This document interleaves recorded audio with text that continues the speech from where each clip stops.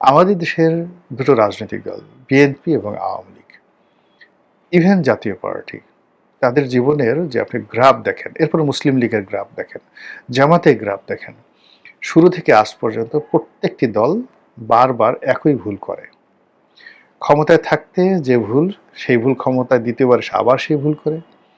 বিরোধী দলে থাকতে তাদের যে ভুলগুলো হয়, সেই ভুলগুলো আবার বিরোধী দলে গিয়ে তারা ঠিক সেম ভুল করে।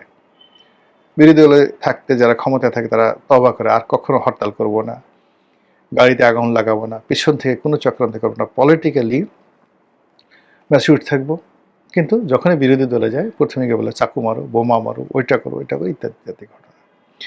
সরকারি দলে যখন থাকে তখন তারা চিন্তা করে যে বিরোধী দলকে আর দাঁড় করাতে দেওয়া যাবে না। আবার বিরোধী দলে থাকলে যদি তারা চিন্তা করে আমরা সরকারি দলে গেলে জেলখানা উন্নত করব, এই সুযোগ দেব, ন্যায় বিচার প্রতিষ্ঠা করব, আইনের শাসন প্রতিষ্ঠা করব, প্রতিটা মানুষের জন্য এই দুনিয়াকে জান্নাত বানিয়ে দেব।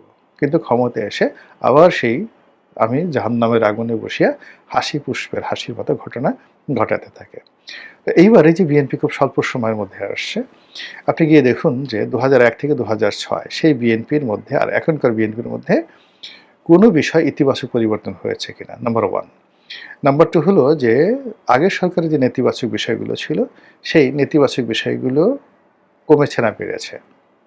এরপরে আপনি চিন্তা করুন যে আগের সরকারগুলো, মানে বিএনপির আগের সরকারগুলো 91 থেকে 96, 96 থেকে 2001, এই সময়টাই ধরেন, কিংবা ধরুন সাত্তার সাহেবের জামানাতে বা প্রেসিডেন্ট জিয়াউর রহমানের জামানাতে, 4 টার্ম তো, এই 4 টার্মে তারা যে ঝুঁকিগুলো তৈরি করেছিল, যে ঝুঁকিগুলো মোকাবেলা করেছিল, যে বিপদ বিপত্তির মধ্যে পড়েছিল, এবং তারা যে প্রকৃতির একটা সার্কেলের মধ্যে পড়ে গিয়েছিল।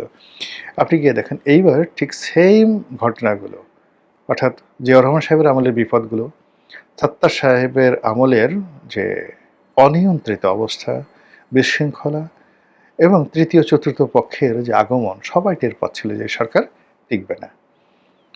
আবার 91 সালে বিএনপি যে সমস্ত কারণে তাদের পরাজয় ডেকে নিয়ে এসেছিল, 2001 সালে যে সমস্ত কর্মকাণ্ডের মাধ্যমে একটা 1-11 অনিবার্য হয়ে পড়েছিল, ঠিক সেইভাবে দেখেন গত 6 মাসে এই অতীতের যে 4টি বিএনপি সরকার, সেই কাজগুলো যে মাসে হয়েছিল, যে সময় হয়েছিল, যে পরিবেশে হয়েছিল, যে প্রেক্ষাপটে হয়েছিল, তার একটা জিনিস থেকে এইবার এই সরকার বের হতে পেরেছে কিনা।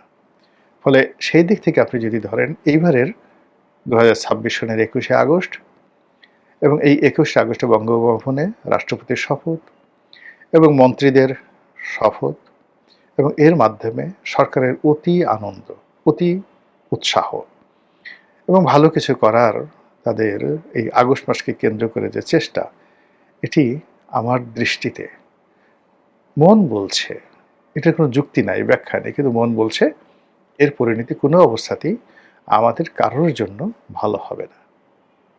মহান আল্লাহ রাব্বুল আলামিন আমাদের সবাইকে হেদায়েত দান করুন এবং হেফাজত করুন। আসসালামু আলাইকুম ওয়া রাহমাতুল্লাহি ওয়া বারাকাতুহু।